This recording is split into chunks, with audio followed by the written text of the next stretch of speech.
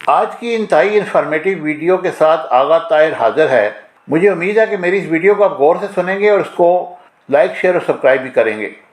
ناظرین کرام، اکثر ایک سوال کیا جاتا ہے کہ اس بات کو کیسے مان لیا جائے کہ غزوہ ہند پاکستان ہی لڑے گا، اور مستقبل کے حوالے سے حضور نبی کریم صلی اللہ علیہ وسلم کی کئی احادیث میں سعودی عرب سے مشرق کی سمت ایک ریاست کا ذکر آتا ہے، اور وہ ریاست اسلام کی مضبوطی میں اہم ترین کردار ادا کرے گی۔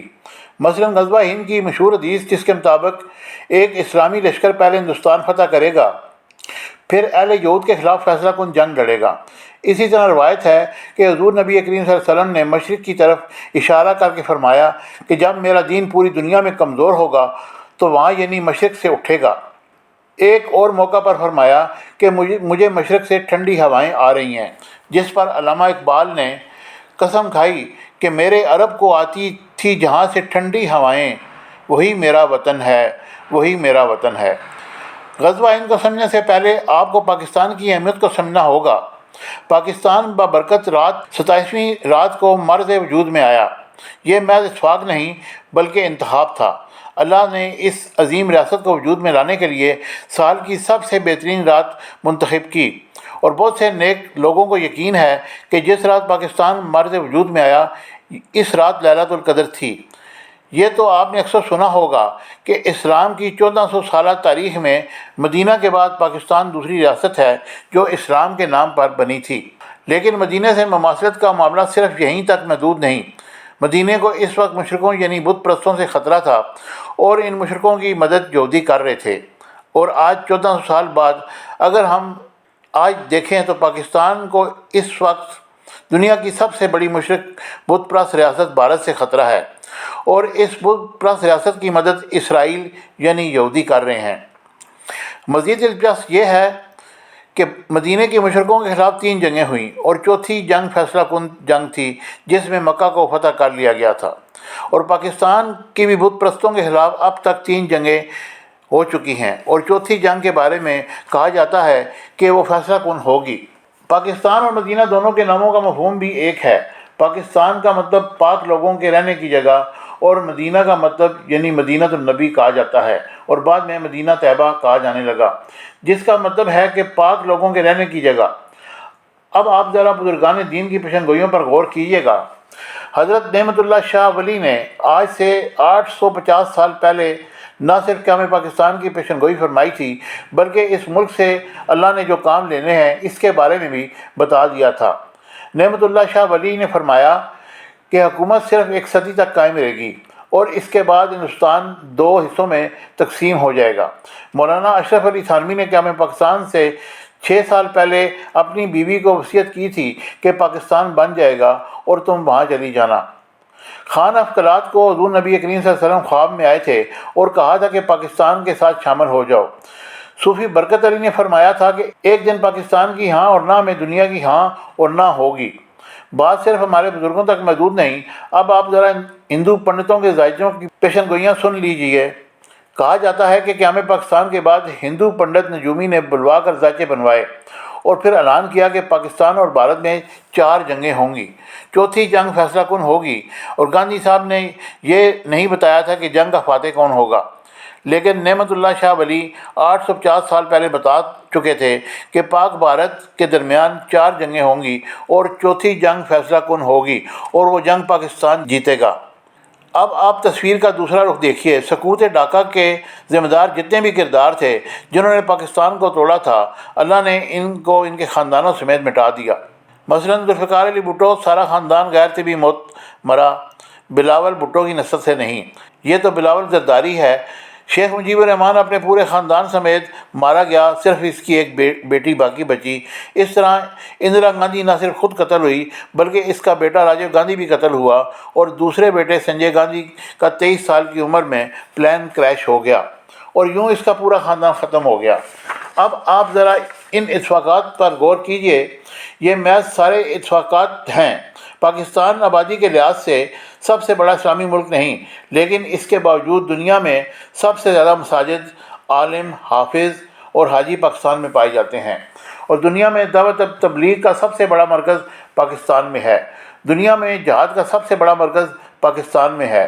پاکستان کو اللہ تعالیٰ نے سب سے اہم اسٹریٹجک لوکیشن دی ہے اور دنیا کی کئی بڑی سپر پاورز بیک وقت کسی نہ کسی طرح پاکستان پر ڈپینڈنٹ ہیں۔ پاکستان کو اللہ تعالیٰ نے 5 موسم عطا کیے اور دنیا کا سب سے بڑا نہری نظام بھی کہا جاتا ہے، اور اگر پاکستان صحیح معنوں میں اپنی زمینوں سے پیداوار لے تو پورے بر اعظم ایشیا کی ضرورت پوری کر سکتا ہے۔ یہ تو تھا ہمارا پاکستان۔ اب ہم بات کرتے ہیں غزوہ ہند کی قیامت کی نشانیوں میں سے ایک بڑی نشانی غزوہ ہند ہے۔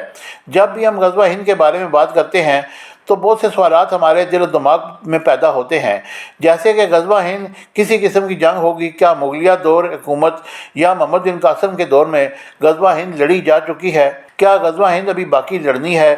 غزوہ ہند اصل میں لڑی کہاں جائے گی؟ غزوہ ہند کب لڑی جائے گی؟ کیا یہ چھوٹے سے لشکر کی جنگ ہوگی یا لشکروں کے لشکر اس جنگ میں شرکت کریں گے؟ آج کل پرنٹ اور سوشل میڈیا کے مختلف گروپس میں غزوہ ہند والی پیشن گوئی بہت ڈسکس ہو رہی ہے۔ غزوہ ہند کا مطلب یہ ہے کہ مسلمانوں کا ایک لشکر ہند کے علاقے سے غیر مسلمانوں سے جنگ لڑے گا اور اس جنگ میں مسلمانوں کو فتح نصیب ہوگی۔ غزوہ ہند اصل میں ایک بشارت ہے جو مختلف احادیث سے واضح ہوتی ہے، اور احادیث کے مطابق غزوہ ہند مسلمانوں اور غیر مسلمانوں کے درمیان لڑی جانے والی ایک عظیم جنگ ہوگی، اور یہ جنگ بھارت میں ہوگی جس میں فتح مسلمانوں کا مقدر بنے گی۔ حضرت ابو ہریرہ رضی اللہ تعالیٰ عنہ سے روایت ہے کہ آپ صلی اللہ علیہ وآلہ وسلم نے ہم سے غزوہ ہند کا وعدہ کیا ہے، اور آپ نے ارشاد فرمایا کہ جو شخص اس جنگ میں شریک ہوگا پھر اگر وہ غازی بن کر لوٹا تو اللہ تبارک و تعالیٰ سے جہنم کی آگ سے آزادی عطا فرمائے گا، اور اگر شہید ہوا تو شہیدوں میں سب سے افضل ہوگا۔ ریسرچرز میں اس جنگ کے بارے میں مختلف رائے پائی جاتی ہیں۔ کوئی اسے چھوٹا سا لشکر سمجھتا ہے، کوئی سمجھتا ہے کہ اس جنگ میں بہت سے لشکر شامل ہوں گے، کوئی کہتا ہے کہ اسے غزوہ ہند میں قیامت تک لڑی جانے والی تمام جنگیں شامل ہیں، تو کسی نے حضرت محمد بن قاسم اور سلطان محمود غزنوی کا چڑھائی کرنا بھی غزوہ ہند میں شامل ہے۔ کوئی عالم کہتا ہے کہ اس بارے میں فکر کرنے کی کوئی بات نہیں، غزوہ ہند میں مسلمانوں سے فتح کا وعدہ کیا گیا ہے۔ بعض کا کہنا ہے کہ دور نبوت سے لے کر قیامت تک بر صغیر یعنی ہندوستان میں مسلمانوں اور غیر مسلمانوں کے درمیان لڑی جانے والی تمام لڑائیاں غزوہ ہند ہی کہلائیں گی، لیکن غزوہ ہند کا اصل مارکہ جس کی بشارت حضور اکرم صلی اللہ علیہ وسلم نے عطا فرمائی وہ حضرت سیدنا امام مہدی کے دور میں وقوع پذیر ہوگا۔ احادیث میں ہندوستان کی فتح کی بشارت کا ذکر بہت تاکید کے ساتھ ہوا ہے، اس لیے صحابہ کرام کے دور سے ہی غزوہ ہند کی کوششیں کی جاتی رہی ہیں۔ ہندوستان پر سب سے پہلا حملہ حضرت عمر فاروق کے دور میں ہوا تھا۔ اس کے بعد حضرت عثمان غنی کے دور میں کچھ مسلمان جاسوسوں کو ہند پر حملے سے پہلے وہاں کی صورتحال کا جائزہ لینے کے لیے بھیجا گیا تھا، لیکن جنگ کی نوبت نہیں آئی تھی۔ غزوہ ہند کی حقیقت کیا ہے یہ آپ کو ایک حدیث سے واضح کرتا ہوں۔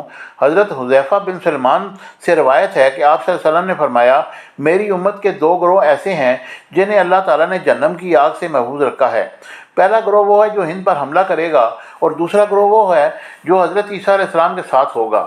اور اس کے ساتھ ہی حضرت ابو ہریرہ فرماتے ہیں کہ حضور اکرم صلی اللہ علیہ وسلم نے غزوہ ہند کے بارے میں ہم سے وعدہ فرمایا ہے کہ اگر میں شہید ہو گیا تو میں بہترین شہید کہلاؤں گا، اور اگر میں لوٹ آیا تو آگ سے آزاد کیا ہوا ابو ہریرہ کہلاؤں گا۔ غزوہ ہند والی حدیث میں لڑنے والی فوج اسرائیل کے خلاف بھی جنگ کرے گی، یعنی یہودیوں سے لڑے گی۔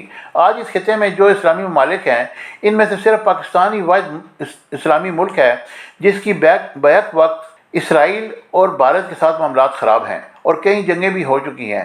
یہ شاید نہ افغانستان پوری کر سکتا ہے، نہ بنگلہ دیش، نہ ایران۔ اب نعمت اللہ شاہ ولی کی پیشن گوئیوں کے حوالے سے ایک چھوٹا سا واقعہ بھی آپ کو سناتے جاؤں۔ حضرت نعمت اللہ شاہ ولی کی پیشن گوئیوں کو سن کر ایک 25 سال کا نوجوان 1857 کی جنگی آزادی میں شریک ہوا۔ وہ فتح کے لیے بڑا پر امید تھا، لیکن اس جنگ کے دوران اس نوجوان کو ایک بزرگ ملے، اور بزرگ نے اس نوجوان کو کہا کہ تم کو جس فتح کی خوشخبری دی گئی تھی وہ یہ جنگ نہیں، اس میں ابھی کافی سال باقی ہیں، ابھی ایک ملک بنے گا جو اسلامی مرکز بنے گا اور تم اس کو دیکھو گے۔ یہ سن کر وہ نوجوان جنگ چھوڑ کر چلا گیا اور انتظار کرتا رہا یہاں تک کہ 90 سال بعد پاکستان بنا۔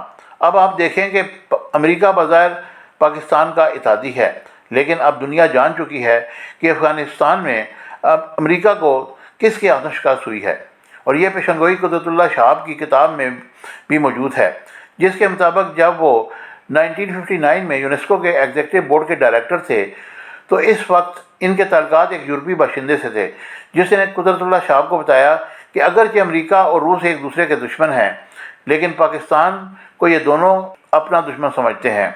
फिर इसने ये भी कहा कि कोई ढकी छुपी बात नहीं कि पाकिस्तान की मुसल्लह अफवाज का शुमार दुनिया की बेहतरीन आला तरीन अफवाज में होता है, और ये हकीकत ना रूस को पसंद है और ना ही अमेरिका को।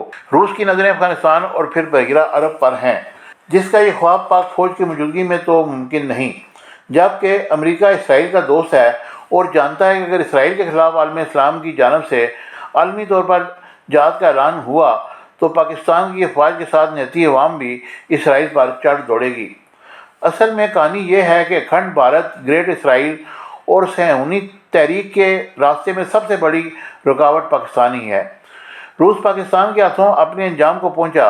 अमरीकी जंगी माहिरीन के मुताबिक अमेरिका की अफगानिस्तान में नाकामी की वजह पाकिस्तान है, और पाकिस्तान के साथ एक और मामला भी अजीब व गरीब है कि पाकिस्तान को नुकसान पहुंचाने वालों को अल्लाह ताला ने ज़मीन पर ही निशान इबरत बना दिया। पाकिस्तान पाक लोगों के रहने की जगह पाकिस्तान के न्यूक्लियर मिसाइल प्रोग्राम का मुकाबला इस वक्त दुनिया में सिर्फ अमेरिका, रूस और चीन कर सकता है।